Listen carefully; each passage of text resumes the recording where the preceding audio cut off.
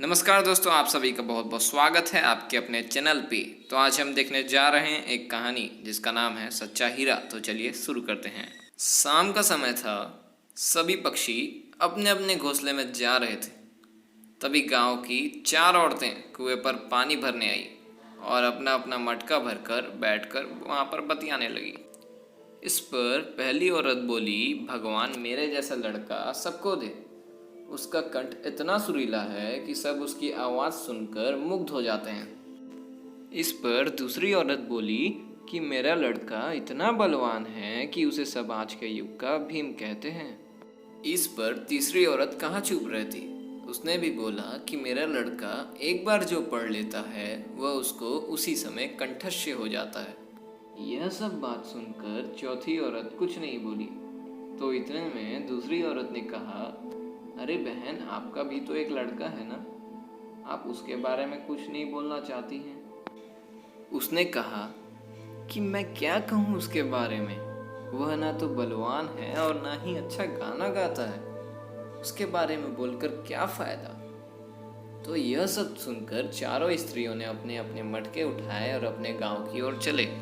तभी कानों में कुछ सुरीला सा स्वर सुनाई दिया।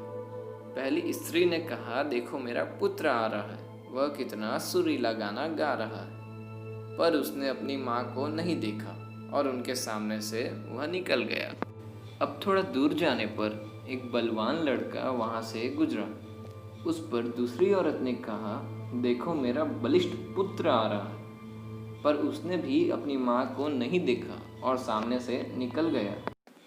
तभी थोड़ा और आगे जाने पर उनके कानों में मंत्रों की ध्वनि सुनाई देने लगी।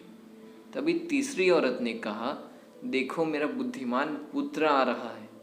पर वह भी श्लोक कहते हुए वहाँ से उन दोनों के भांति निकल गया। तभी वहाँ पर एक और लड़का आया। वह उस चौथी स्त्री का पुत्र था। वह अपने माता के पास आया और माता के सर पर से पानी का घड़ा ले लिया और गांव की ओर निकल पड़ा। यह देख तीनों स्त्रियां हैरान रह गई, मानो उनको सांप ने डस लिया हो। वे तीनों उसको आश्चर्य से देखने लगी। तभी वहाँ पर बैठी एक वृद्ध महिला ने कहा, देखो इसे कहते हैं सच्चा हीरा।